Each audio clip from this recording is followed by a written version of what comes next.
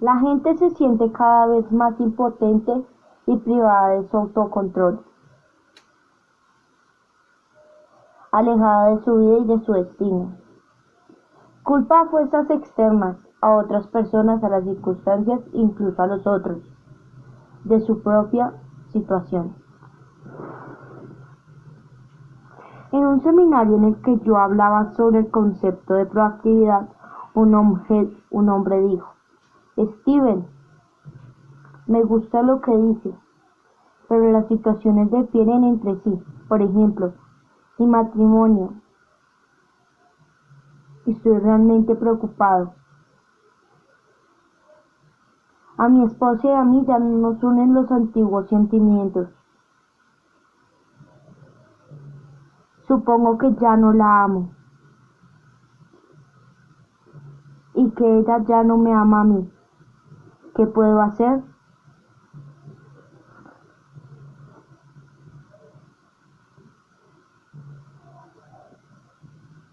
¿Ya no siente nada uno por el otro?, pregunté. Así es, y tenemos 3 hijos, que realmente nos preocupa. ¿Usted qué sugiere? Amela, le contesté. Pero le digo que ese sentimiento ya no existe entre nosotros. Ámela. ¿No me entiende? El amor ha desaparecido. Entonces, ámela. Si el sentimiento ha desaparecido, esa es una buena razón para amarla. Pero, ¿cómo amar cuando uno no ama? Amar queriendo amigo es un verbo. El amor, el sentimiento, es el fruto de amar, el verbo. De modo que ámela, sírvala, sacrifíquese por ella, escúchela, comparta sus sentimientos, apréciela, apóyela. ¿Está dispuesto a hacerlo? En la gran literatura de todas las sociedades progresistas se habla de amar, del verbo. Las personas reactivas hablan del sentimiento. Ellas se mueven por sentimientos. Hollywood, por lo general, nos convence de que no somos responsables, de que somos un producto de nuestros sentimientos.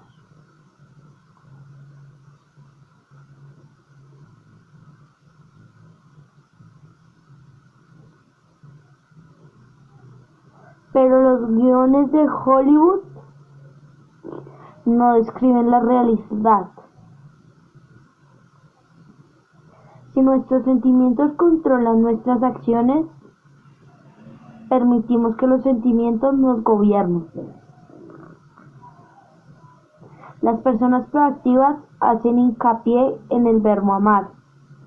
Amar es algo que se hace, los sacrificios que se hacen, la entrega de uno mismo, como una madre que pone un recién nacido en el mundo. Para estudiar el amor hay que estudiar a quienes se sacrifican por los otros, incluso por personas que los hieren. Los padres tienen el ejemplo del amor que en ellos mismos despiertan los hijos por los que se sacrifican. El amor es un valor creado por medio de acciones amotorias. Las personas proactivas subordinan los sentimientos a los valores. El amor y el sentimiento puede recuperarse. Círculo de preocupación y círculo de influencia. Otro modo excelente de tomar más conciencia de nuestro propio grado de proactividad consiste en examinar en qué invertimos nuestro tiempo y nuestra energía. Cuando uno de nosotros tiene una amplia gama de preocupaciones, la salud, los hijos, los problemas del trabajo, la deuda pública, la guerra nuclear, podemos separarlas de las cosas con las que no tenemos ningún compromiso mental o emocional. dan un círculo de preocupación. Cuando revisamos las cosas que están dentro de nuestro círculo de preocupación, resulta evidente que sobre algunas de ellas no tenemos ningún control real y con respecto a otros podemos hacer algo.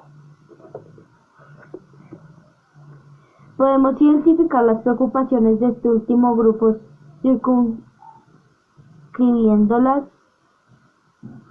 dentro de un círculo de influencia más pequeño, determinando cuál de estos dos círculos es el centro alrededor del cual gira la mayor parte de nuestro tiempo y energía. Podemos descubrir mucho sobre el grado de nuestra proactividad. Las personas proactivas centran sus esfuerzos en el círculo de influencia. Se dedican a las cosas con respecto a las cuales pueden hacer algo.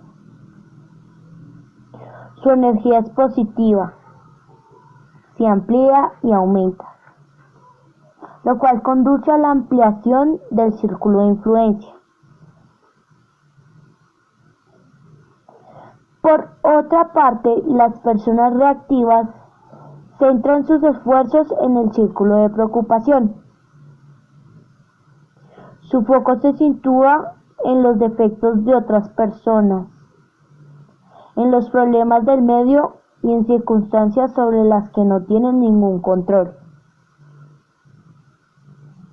De ello resultan sentimientos de culpa y acusaciones. Un lenguaje reactivo y sentimientos intensificados de aguda impotencia. La energía negativa generada por ese foco, combinada con la desatención de las áreas en las que se puede hacer algo,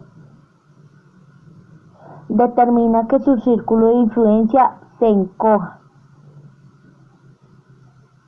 Cuando trabajamos en nuestro círculo de preocupación, otorgamos a cosas que están en su interior el poder de controlarnos. No estamos tomando la iniciativa proactiva necesaria para efectuar el cambio positivo. En páginas anteriores compartí con el lector la historia de mi hijo, que debía afrontar serios problemas en la escuela. A Sandra y a mí nos preocupaban profundamente su aparente debilidad y el modo en que otras personas estaban tratándolo. Pero esas cosas estaban en nuestro círculo de preocupación. Cuando centramos nuestros esfuerzos en ellas, no conseguimos nada,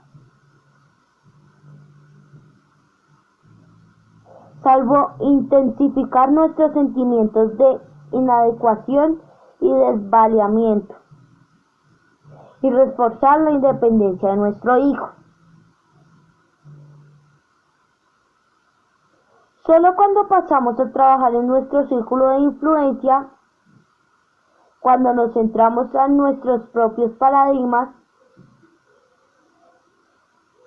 empezamos a crear una energía positiva que nos cambió a nosotros y finalmente influyó también en nuestro hijo. Trabajando sobre nosotros mismos en lugar de preocuparnos por las condiciones,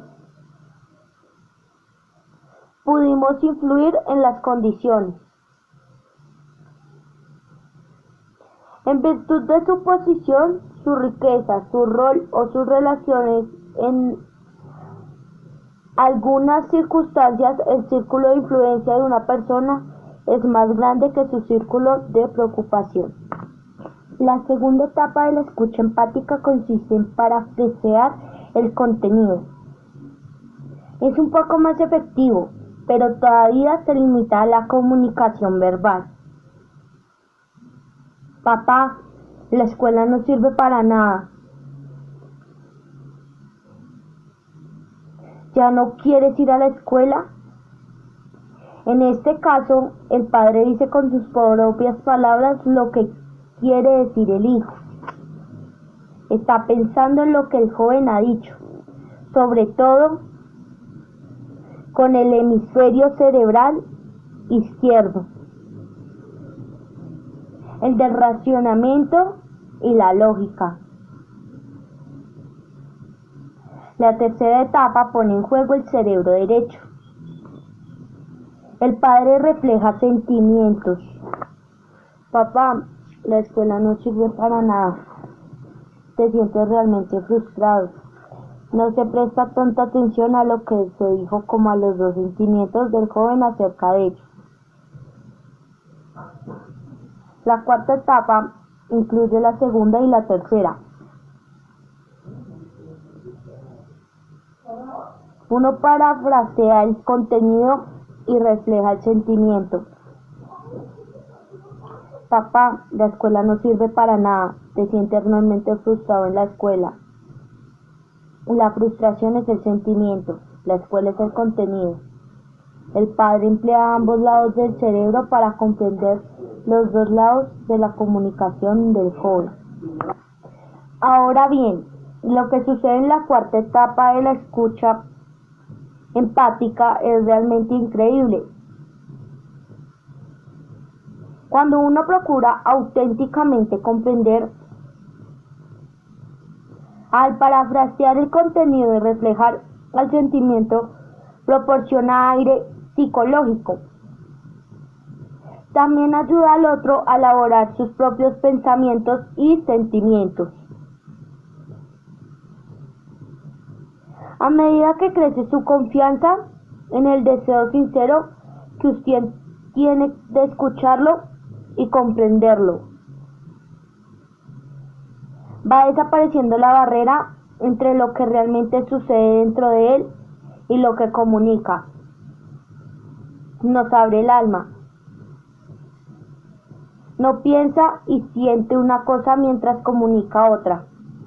Empieza a confiarnos sus más íntimos sentimientos y pensamientos. Papá, la escuela no sirve de nada. Quiero hablar contigo, contar con tu atención. ¿Te sientes realmente frustrado en la escuela? Exacto, eso es lo que siento. Por supuesto no tiene aplicación en la práctica, no saco nada de ella. ¿Crees que la escuela no es buena para ti? Déjame pensarlo. ¿Es eso lo que quiere decir? Esta situación refleja una miopía emocional autoinfligida, otro estilo de vida reactivo centrado en el círculo de preocupación. Aunque hayan tenido que priorizar el empleo de su influencia, las personas proactivas tienen un círculo de preocupación que es por lo menos tan grande como su círculo de influencia y aceptan la responsabilidad de usar esa influencia con responsabilidad. Control directo, indirecto e inexistente. Los problemas que afrontamos caen en una de tres áreas posibles: la de control directo, que involucra nuestra propia conducta; la de control indirecto, que involucra la conducta de otras personas; o la de inexistencia de control, problemas acerca de los cuales no podemos hacer nada, como los de nuestras realidades, situaciones o pasadas. El enfoque proactivo del primer paso hacia la solución de los tres tipos de problemas dentro de nuestro círculo de influencia presente.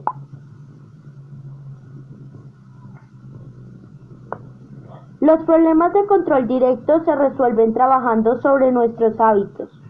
Están obviamente dentro de nuestro círculo de influencia. Son las victorias privadas de los hábitos 1, 2 y 3. Los problemas de control indirecto se resuelven cambiando nuestros métodos de influencia. Son las victorias públicas de los hábitos 4, 5 y 6.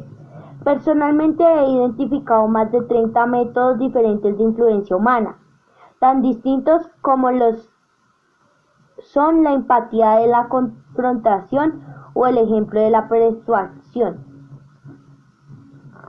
La mayoría de las personas tienen en su repertorio solo 3 o 4 de estos métodos. Por lo general empiezan por los racionamientos y Si no les da resultado, pasan a la lucha o a la fuga. Resulta sumamente liberador aceptar la idea de que podemos aprender nuevos métodos de influencia humana, en lugar de tratar de usar constantemente los antiguos métodos inefectivos para poner en orden a los demás. Los problemas de la inexistencia de control suponen asumir la responsabilidad de modificar nuestras actitudes, sonreír, aceptar auténtica y pacíficamente esos problemas y aprender a vivir con ellos,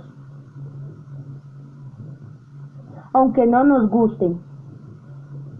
De este modo no les otorgamos el poder de controlarnos.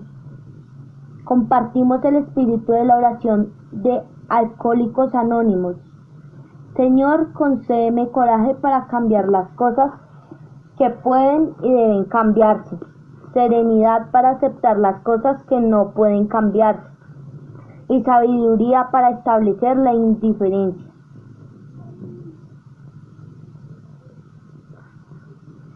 Sea que el problema que nos afecte implique control directo, indirecto o inexistente, está en nuestras manos dar el primer paso hacia la solución.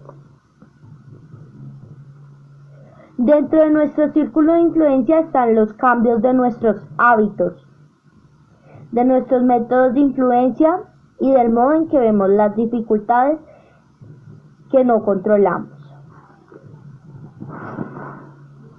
Ampliando el círculo de influencia. Resulta alentador comprender que al elegir nuestra respuesta a las circunstancias, influimos poderosamente en nuestras circunstancias.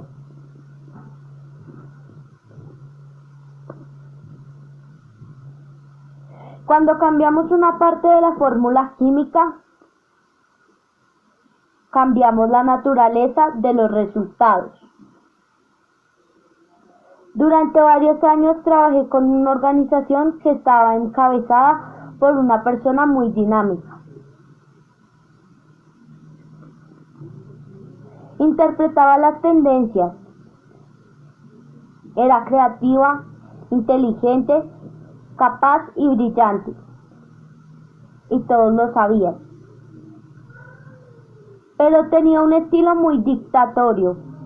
Tendía a tratar a las personas como si fueran autónomas, como si carecieran de juicio propio. Su manera de hablarles a quienes trabajaban en la organización era: busque esto, busque aquello, ahora haga esto, ahora haga aquello. Yo tomaré las decisiones. El efecto global fue que se ganó la antipatía de casi todo el equipo ejecutivo que lo rodeaba. Los funcionarios se reunían en los pasillos y se quejaban de él mutuamente. Discutían muy sutilmente, con claridad, como si trataran de solucionar la situación. Pero lo hacían de modo insensante, absolviéndose de toda responsabilidad por las debilidades del presidente. No puedes imaginar lo que ha pasado esta vez, decía alguien. El otro día vino a mi departamento. Yo ya lo tenía todo organizado, pero él entró y me dio indicaciones totalmente diferentes. Tiró por la ventana todo lo que yo había estado haciendo durante meses. No sé cómo se supone que voy a seguir trabajando para él. ¿Cuánto faltará para que se jubile? Tiene solo 59 años, respondió alguien. ¿Cree que sobrevivirá 6 años más? No lo sé, además es el tipo de persona que probablemente quiera seguir trabajando.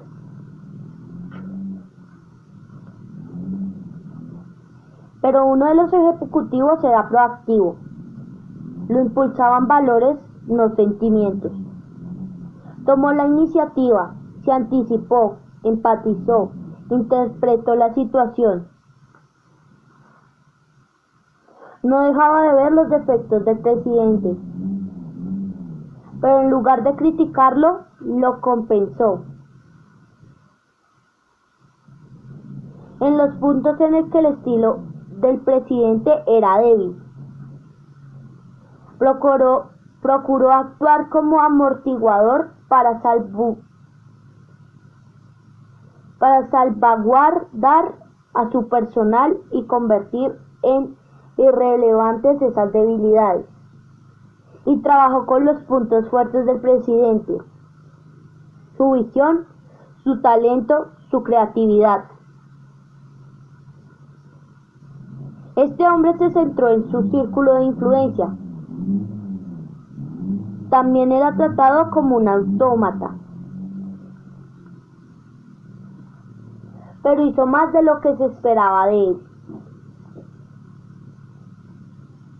Se anticipó a las necesidades del presidente, interpretó con empatía su preocupación subyacente, de modo que al llevar la información también le entregó sus análisis y las recomendaciones basadas en ese análisis. Un día, cuando yo me encontraba con el presidente en calidad de asesor, me dijo: Steven, no puedo creer que lo ha hecho este hombre. No solo me entrega la información que le pedí, sino también información adicional, que es exactamente lo que necesitamos. Incluso la analiza en los términos de mis preocupaciones más profundas y agrega una lista de recomendaciones.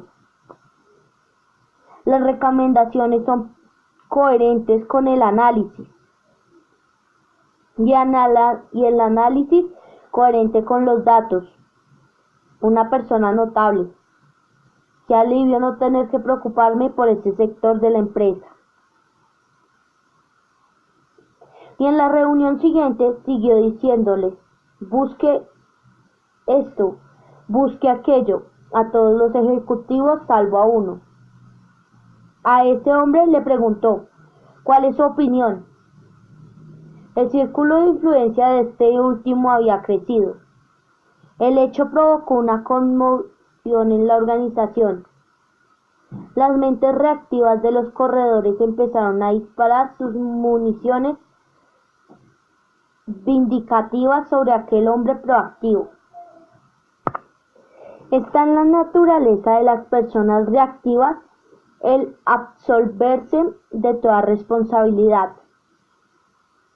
Es mucho más seguro decir: no soy responsable. Si digo soy responsable, corro el riesgo de tener que decir soy irresponsable. Tal vez me resulte difícil admitir que tengo el poder de elegir mi respuesta y que la respuesta que he elegido me lleve a sumarme a un ambiente negativo, conflictivo, en especial si durante años me he absuelto de toda responsabilidad por los resultados apelando a las flaquezas de algún otro. De modo que esos ejecutivos se centraron en la consecución de más información, más municiones, más pruebas a favor de la idea de que no eran responsables.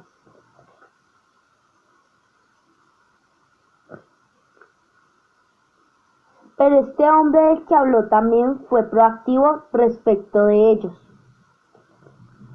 Poco a poco, también fue creciendo su círculo de influencia en esa área. Siguió expandiéndose hasta que finalmente nadie, ni siquiera el presidente, adoptó una medida significativa para la organización sin que este ejecutivo participara y la aprobara de algún modo. Pero el presidente no se sentía amenazado. porque la fuerza de aquel hombre completamente su propia fuerza y compensaba sus debilidades.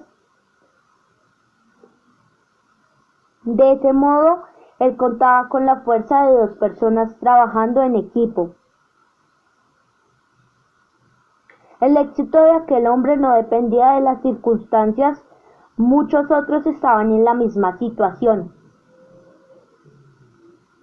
La diferencia residía en la respuesta que eligió, en el hecho de que se hubiera concentrado en su círculo de influencia. Algunas personas creen que proactivo significa arrogante, agresivo o insensible. No se trata de eso en absoluto.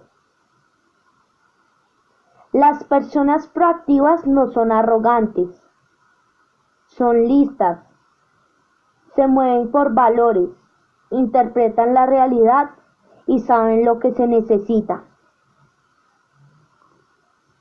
Pensemos en Gandhi. Mientras que sus acusadores estaban en las cámaras legislativas criticándolo porque no se unía a un círculo de retórica condenatórica del Imperio Británico por el sometimiento del pueblo indio, Gandhi expandía su círculo de influencia entre los campesinos, silenciosa, lenta e imperceptiblemente. Una ola de apoyo, confianza y fe le seguía en los campos, aunque no tenía ningún cargo ni posición política. Por medio del ayuno y la persuasión moral finalmente puso a Inglaterra de rodillas, quebrando la dominación política impuesta a 300 millones de personas con el poder de su círculo de influencia enormemente ampliado.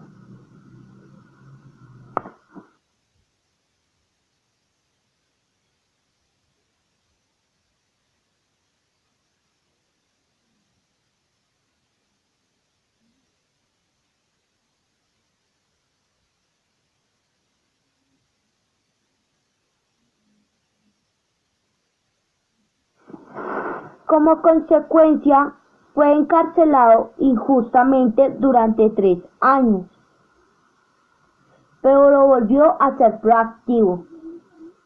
Trabajó en el círculo interior, en el ser y no en el tener, y pronto estuvo a cargo de la administración de la cárcel y finalmente de toda la nación egipcia, solamente subordinado al faraón. Sé que esta idea constituye para muchas personas un cambio dramático de paradigma.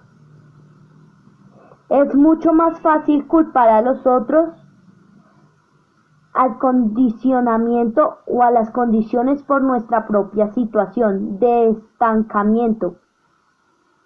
Pero somos responsables, tenemos habilidad de respuesta, de controlar nuestras vidas y de influir poderosamente en nuestras circunstancias trabajando sobre el ser, sobre lo que somos.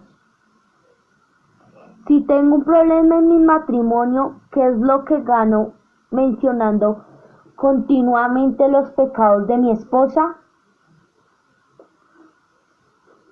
Al decir que no soy responsable, hago de mí una víctima impotente. Me inmovilizo en una situación negativa. También reduzco mi capacidad para influir en ella. Mi actitud de regañar, acusar y criticar simplemente hace que ella se sienta ratificada en sus propias flaquezas. Mi capacidad para influir positivamente en la situación se va desvaneciendo y desaparece. Si realmente quiero mejorar la situación, Puedo trabajar en lo único sobre lo que tengo control, yo mismo. Puedo dejar de pretender poner en orden a mi esposa y trabajar sobre mis propios defectos. Puedo concentrarme en ser un gran esposo, una fuente de amor y apoyo incondicionales. Con suerte, mi esposa sentirá el poder del ejemplo proactivo y responderá con la misma moneda. Pero, lo haga o no, el modo más positivo en que yo puedo influir en mi situación consiste en trabajar sobre sí mismo, sobre mi ser.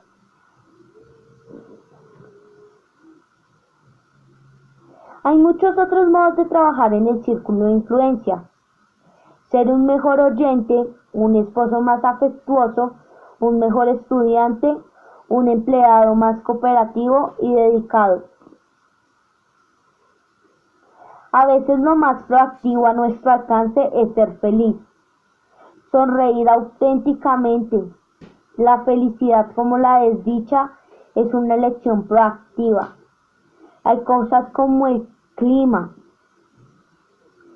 que nunca estarán dentro de nuestro círculo de influencia, pero una persona proactiva puede llevar dentro de sí su propio clima psíquico o social.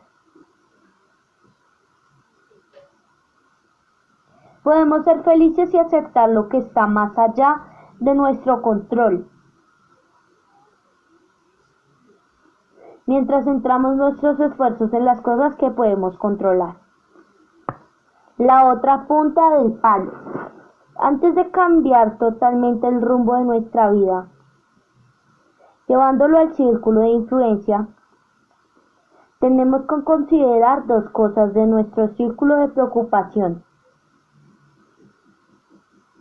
que merecen una consideración más profunda: las consecuencias y los errores. Si bien somos libres para elegir nuestras acciones, no lo somos para elegir las consecuencias de esas acciones. Las consecuencias son gobernadas por leyes naturales. Están fuera del círculo de influencia, en el círculo de preocupación. Podemos elegir pararnos en medio de la vía cuando un tren avanza velozmente hacia nosotros, pero no podemos decir qué sucederá cuando el tren nos atropelle. Podemos optar por ser deshonestos en nuestros tratos comerciales, si bien las consecuencias sociales de esa conducta dependerán mucho de que nos descubran o no. Las consecuencias naturales para nuestro carácter básico será un resultado determinado. Nuestra conducta es gobernada por principios. Vivir en armonía con los principios tiene consecuencias positivas. Violarlos determina consecuencias negativas. Somos libres para elegir nuestra respuesta en cualquier situación, pero al elegir también optamos por las consecuencias correspondientes. Cuando uno recoge una punta del palo, también recoge la otra.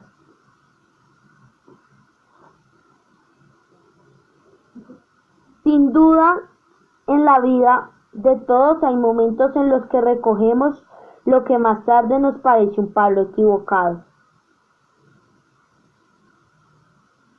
Nuestras elecciones tienen consecuencias que preferimos no padecer. Si pudiéramos elegir nuevamente, lo haríamos de otro modo. A esas elecciones las llamamos errores.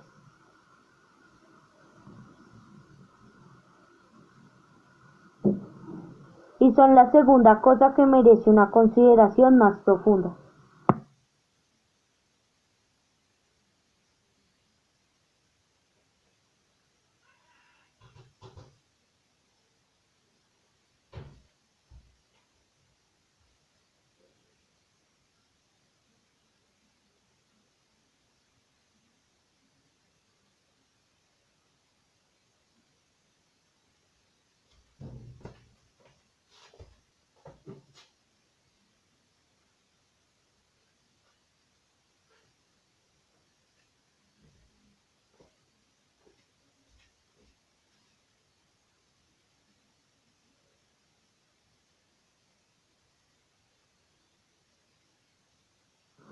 para quienes están llenos de arrepentimiento, tal vez el ejercicio más necesario de proactividad consiste en comprender que los errores pasados también están ahí afuera, en el círculo de preocupación. No podemos revocarlos, no podemos anularlos, no podemos controlar las consecuencias.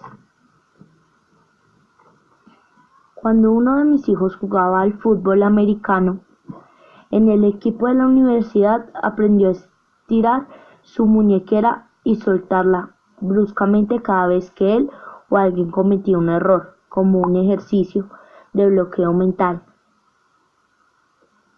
de modo que ese último error no afectara a la resolución y ejecución de la jugada siguiente. El enfoque proactivo de un error consiste en reconocerlo instantáneamente, corregirlo y aprender de él. Esto literalmente convierte el fracaso en éxito. El éxito, dijo T.J. Watson, fundador de la IBM, está en el lado opuesto del fracaso. Pero no reconocer un error, no corregirlo ni aprender de él es un error de otro tipo. Por lo general, sitúa a la persona en una senda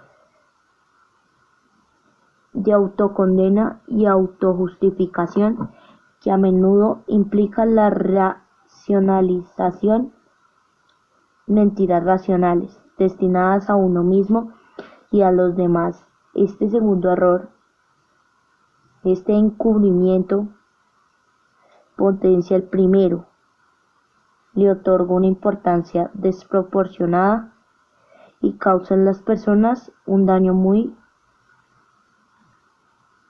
profundo. No es lo que los otros hacen ni nuestros propios errores lo que más nos daña. Es nuestra respuesta si perseguimos a la víbora venenosa que nos ha mordido. Lo único que conseguiremos será provocar que el veneno se extienda por todo nuestro cuerpo. Es mucho mejor tomar medidas inmediatas para extraer el veneno. Nuestra respuesta a cualquier error afecta a la calidad del momento siguiente. Es importante admitir y corregir el inmediato nuestros errores para que no tengan poder sobre el momento siguiente y para que volvamos a tener el poder. Comprometerse y mantener los compromisos. En el corazón mismo del círculo de influencia se encuentra nuestra aptitud para comprometernos y prometer y para mantener compromisos y promesas. Los compromisos con nosotros mismos y con los demás y la integridad con que los mantenemos son la esencia de nuestra proactividad. Allí también reside la esencia de nuestro crecimiento, gracias a los dotes humanos de la autoconciencia y la conciencia moral. Advertimos áreas de debilidad, áreas que hay que mejorar, áreas de talento que pueden desarrollarse, áreas que hay que cambiar o eliminar de nuestras vidas. Cuando reconocemos y utilizamos nuestra imaginación y nuestra voluntad independiente para actuar sobre la base de esas percepciones, haciendo promesas, estableciendo metas y siéndoles fieles, adquirimos la fuerza del carácter, el ser, que hace posible todas las otras cosas positivas de nuestras vidas. En este punto encontramos dos modos de tomar de inmediato el control de nuestras vidas. Podemos hacer una promesa y mantenerla, o establecer una meta y trabajar para alcanzarla. Al comprometernos y mantener nuestros compromisos, empezamos a establecer una integridad que nos proporciona la conciencia del autocontrol. Y el coraje y la fuerza de aceptar más responsabilidad por nuestras propias vidas, al hacer y mantener promesas a nosotros mismos y a otros. Poco a poco nuestro honor para ser más importante que nuestros estados de ánimo. El poder de comprometernos con nosotros mismos y de mantener esos compromisos es la esencia del desarrollo de los hábitos básicos de la efectividad. El conocimiento, la capacidad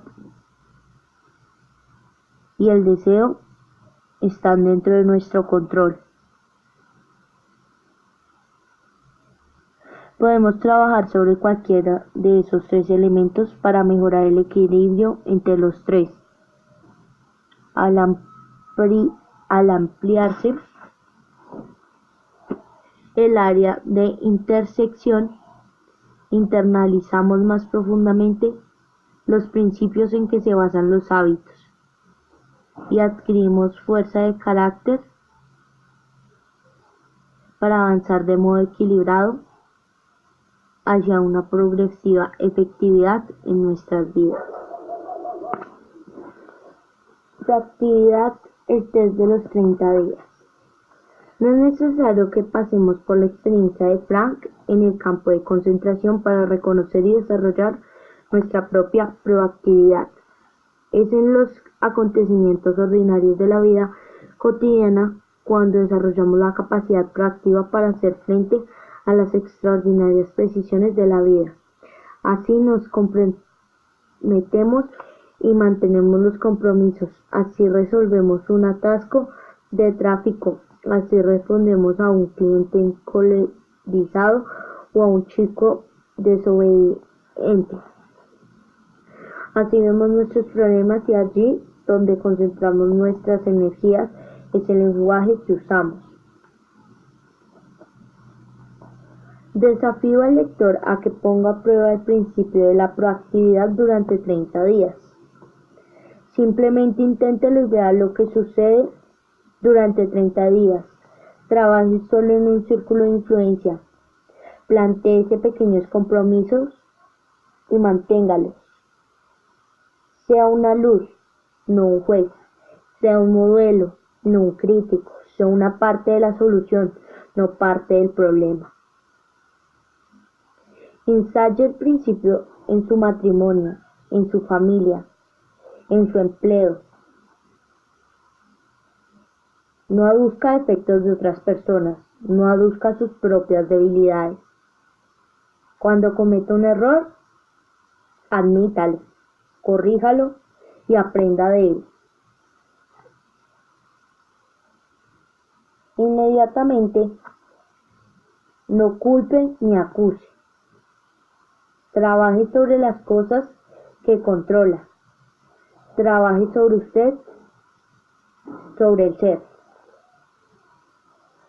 Vea las debilidades de los otros con compasión. No acusadoramente.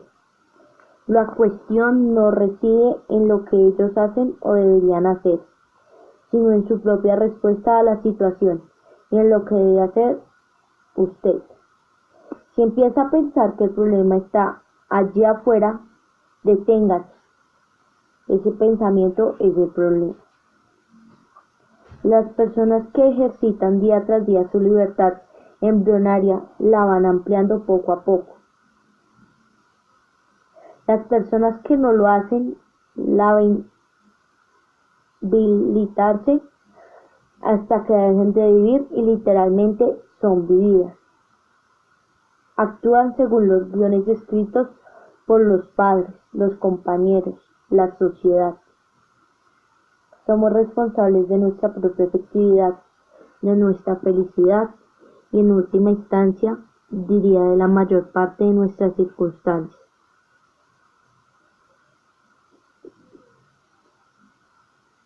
Samuel Johnson observó: la fuente de la alegría debe brotar en la mente. Quien conoce tampoco la naturaleza humana como para buscar la felicidad en cualquier cosa que no sea su propia disposición, malgastará su vida en esfuerzos infructuosos y multiplicará las aflicciones que se propone suprimir. Saber que somos responsables con habilidad de respuesta es fundamental para la efectividad y para todos los demás hábitos de efectividad que vamos a considerar. Sugerencias prácticas. Durante un día, preste atención a su lenguaje y al lenguaje de las personas que lo rodean. Con cuánta frecuencia usa y escucha frases reactivas como sí, no puedo, debo o tengo que. Segundo, identifique una experiencia que tal vez deba.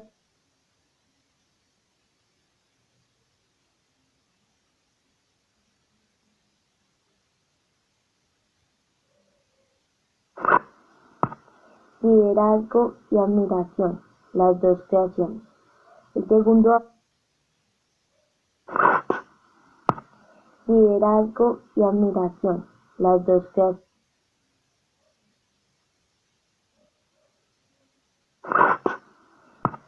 Liderazgo y admiración, las dos creaciones. El segundo hábito se basa en principios de liderazgo personal, lo que significa que el liderazgo es la primera creación. Liderazgo no es administración, la administración es la segunda creación, que examinaremos en el capítulo sobre el tercer hábito, pero el liderazgo va primero. La administración se centra en el límite inferior, cómo puedo hacer mejor ciertas cosas. El liderazgo aborda el límite superior, cuáles son las cosas que quiero realizar. En palabras de Peter Drucker y Warren Bennis, administrar es hacer las cosas bien, liderar es hacer las cosas correctas. La administración busca la eficiencia en el ascenso por la escalera del éxito. El liderazgo determina si la escalera está o no apoyada en el lugar correcto. Se puede captar rápidamente la importante diferencia que existe entre ambos conceptos pensando en un grupo de productores que se abren camino en la selva con sus machetes. Son los productores los que resuelven los problemas, los que cortan la maleza y limpian el camino. Los administradores van detrás de ellos, afilando los machetes, escribiendo manuales de política y procedimientos, llevando adelante programas para el desarrollo muscular, introduciendo tecnologías perfeccionadas y estableciendo hojas de trabajo y programas remunerativos para los macheteros. El líder es el que atrapa el árbol más alto, supervisa toda la situación y grita celda equivocada. Pero como suele responder los agitadores, productores y administradores, cállate, estamos avanzando. Como individuos, grupos y empresas estamos a menudo tan atareados cortando maleza que ni siquiera nos damos cuenta de que trabajamos en la selva equivocada. Y el cambiante entorno en el que vivimos hace el liderazgo efectivo hoy más que nunca un factor crítico de todos los aspectos de la vida independiente e interdependiente. Tenemos mayores necesidades de una visión, una meta y una brújula. Un conjunto de principios e instrucciones. Y menos necesidad de un mapa de ruta. Frecuentemente no sabemos cómo será el terreno que tenemos que atravesar o que necesitaremos para atravesarlo. Mucho dependerá del juicio que formulemos en ese momento, pero una brújula interna siempre nos indicará la dirección. La efectividad y a menudo incluso la supervivencia no depende solo del esfuerzo realizado, sino también de que se realice en la selva correcta. En la metamorfosis que tiene lugar en casi todas las industrias y profesiones requiere liderazgo primero y administración después.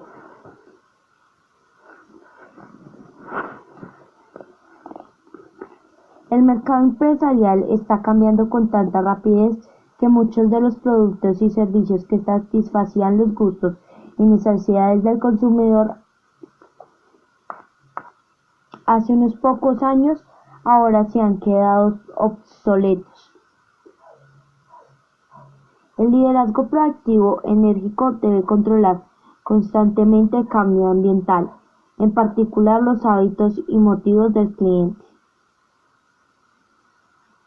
y proporcionar la fuerza necesaria para organizar los recursos en la dirección correcta. Cambios tales como la desregulación de la industria aérea,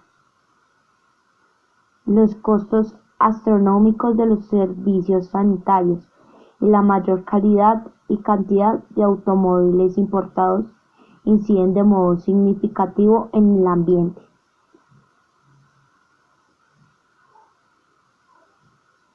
Si las industrias no controlan el ambiente, sus propios equipos de trabajo y el ejercicio del liderazgo creativo para seguir avanzando en la dirección correcta,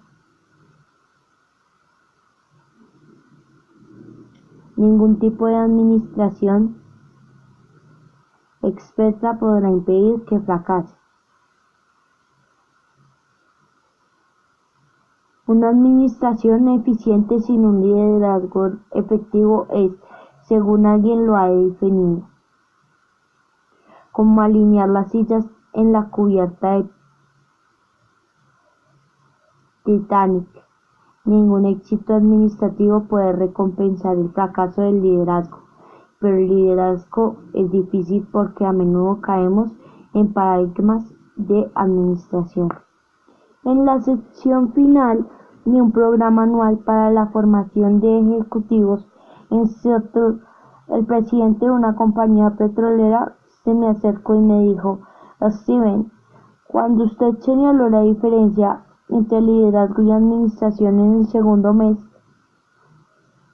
pensé en mi rol como presidente de esta compañía y comprendí que nunca había ejercido el liderazgo.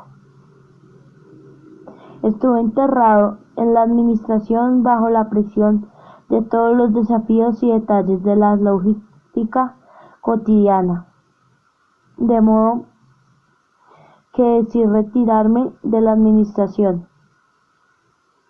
Puedo conseguir otras personas que se encarguen de ella. Quiero liderar realmente mi organización. Fue duro. Sufrí todas las penurias al dejar de tratar muchas de las cuestiones urgentes y apremiantes que tenía frente a mí y que me daban una sensación del éxito inmediato. No obtuve muchas satisfacciones cuando empecé a luchar con los problemas del liderazgo superior, la cultura organizacional, el análisis profundo de los problemas, el aprovechamiento de las nuevas oportunidades. También otros padecieron las penurias del retiro al tener que abandonar un estilo de trabajo cómodo. Echaban al menos mi fácil accesibilidad.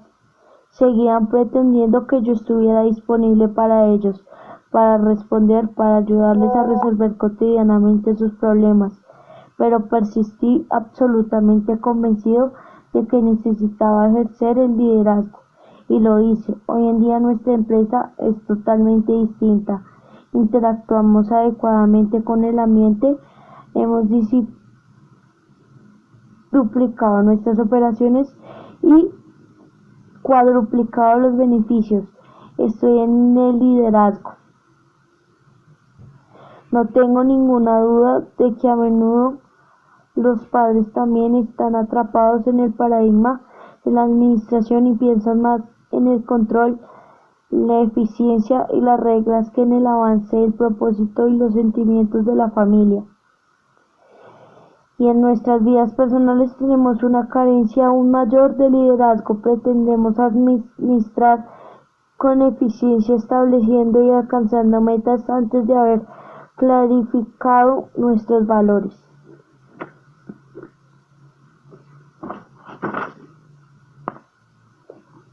reescribir el guión. Conviértase en su primer creador. Como ya hemos dicho, la proactividad se basa en el privilegio humano de la autoconciencia. Los dos privilegios humanos adicionales que nos permiten ampliar nuestra proactividad y ejercer el liderazgo personal en nuestras vidas son la imaginación y la conciencia moral. Por medio de la imaginación podemos visualizar los mundos potenciales que hay en nuestro interior. Por medio de la conciencia moral podemos entrar en contacto con leyes o principios universales, con nuestros talentos y formas de contribución particulares, y con las directrices personales con las cuales podemos desarrollarlos más efectivamente, junto con la autoconciencia. Estas dos características humanas nos permiten escribir nuestro propio guión.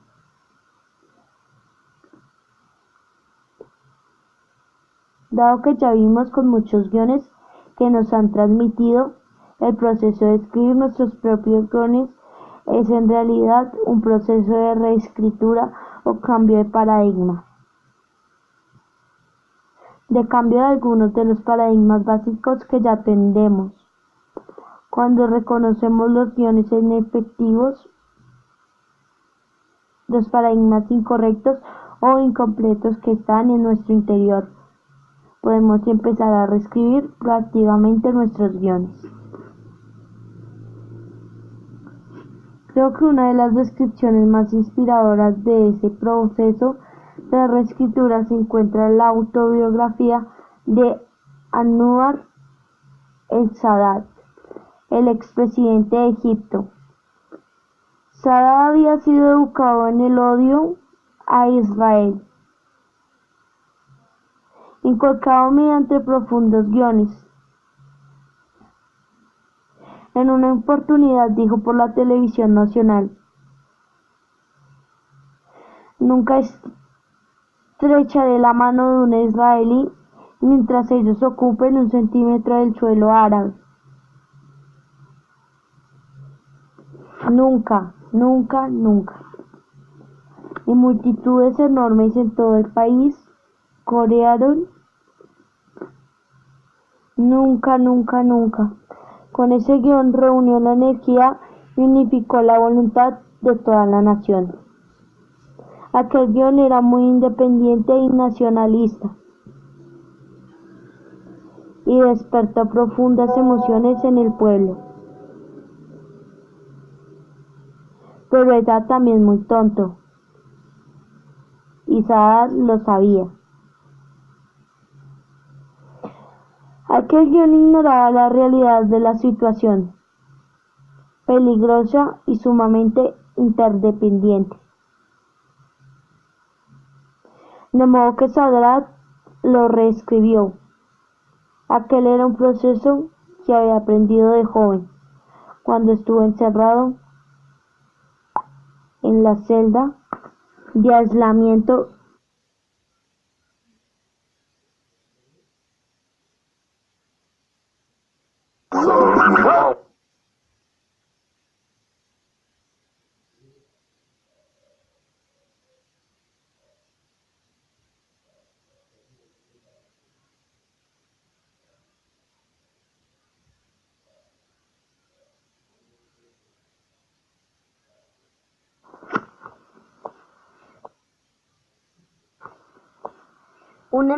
un enunciado de la misión personal.